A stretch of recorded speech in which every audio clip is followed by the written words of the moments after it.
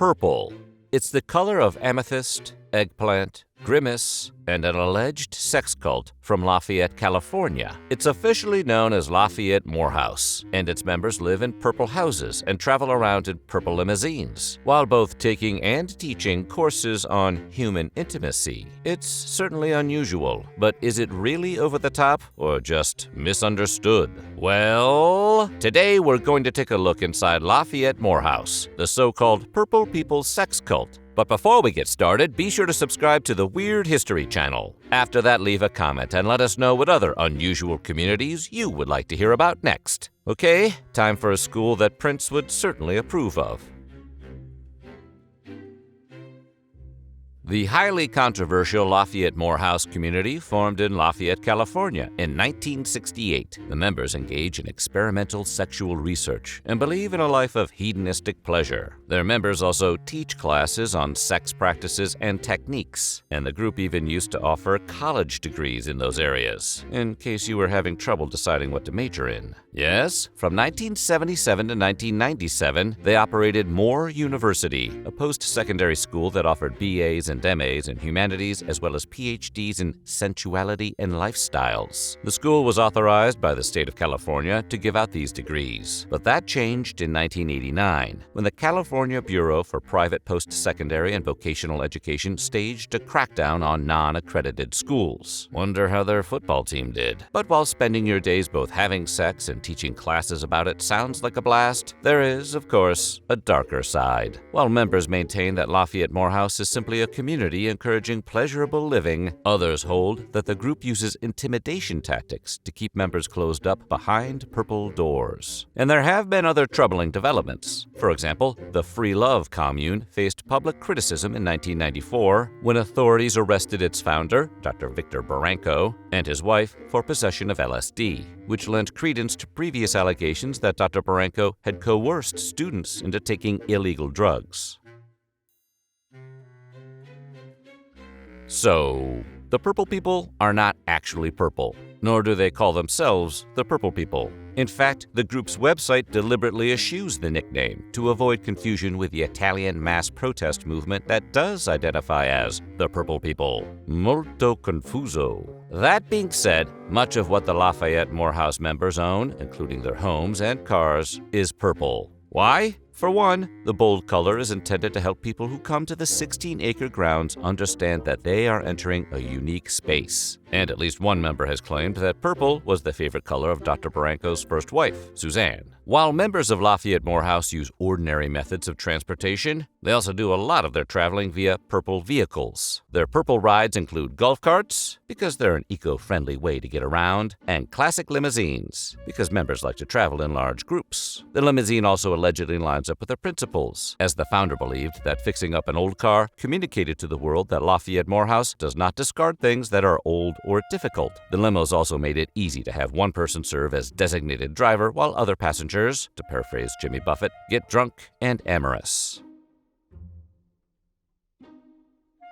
Lafayette Morehouse does not fight crime, but it does fight harassment of itself. The commune claims locals target their community because of its reputation, mostly taking the form of vandalizing the property. This is why, Morehouse claims, they must employ security guards. Their website emphasizes that the guards serve to block members from tourists who unknowingly explore the property, believing it to be a public space, and possibly looking to get in on all that freaky sex stuff. Critics have claimed that the guards are there to keep members inside, as much as they keep outsiders from intruding. But for now, it's just speculation.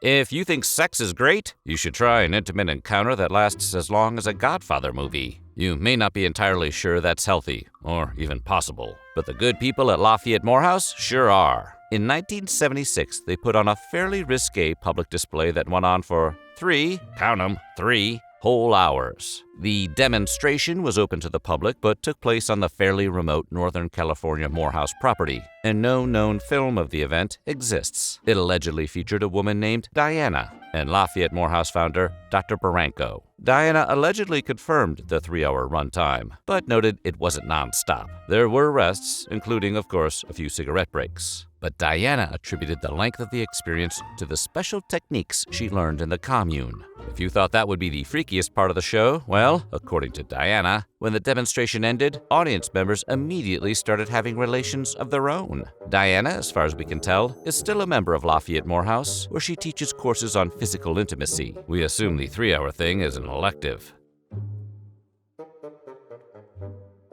Most residents of Lafayette Morehouse engage in coursework about sexuality, and what is taught in these classes often draws on the activities performed within the larger group, which is probably not awkward at all. Within that larger group, some residents are celibate, some are monogamous, some engage in casual relations, and some are in polyamorous relationships. Spicy. Their website touts that sexual preference is a personal choice. For example, Dr. Barranco and his first wife Suzanne were reported to engage in numerous experimental relations with students because there's nothing like hands-on experience. Again, definitely not awkward at all.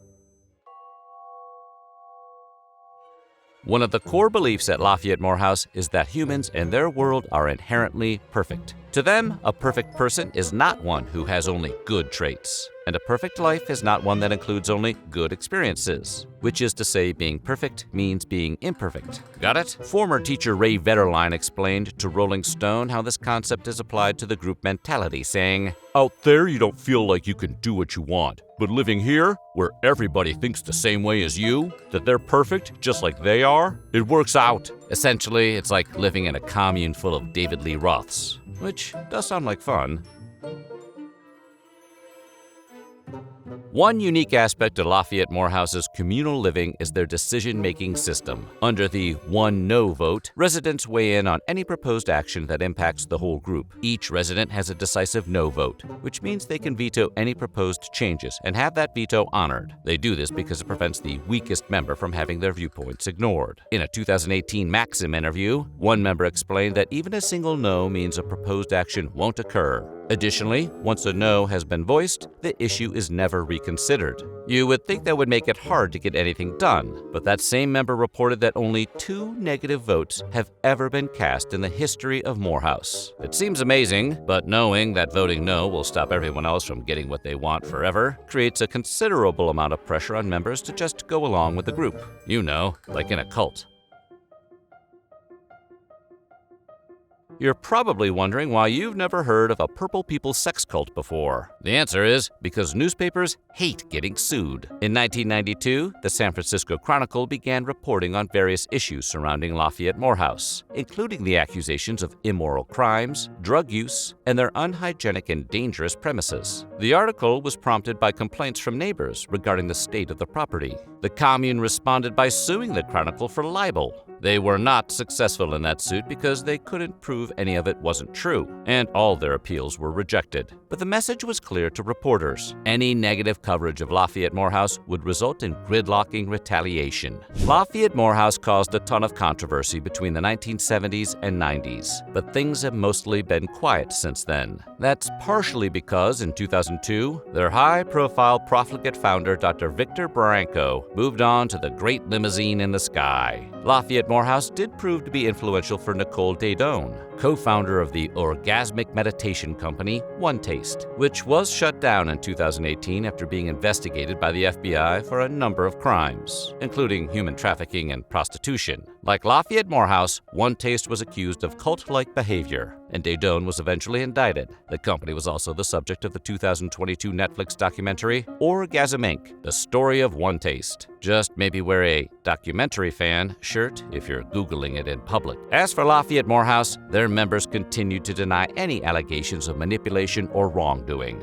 In 2022, former member Marco Beneteau told a reporter from KQED News that characterizing the compound as a cult is complete nonsense. He argued the group shared none of the standard practices associated with cults, stating excommunication for leaving, financial coercion, and demanding that people cut off relationships with their relatives. None of that has ever been practiced at Morehouse. That being said, sex cult or not, the whole purple thing is just plain weird. So what do you think? Would you take a class at Lafayette Morehouse? Let us know in the comments below, and while you're at it, check out some of these other videos from our weird history.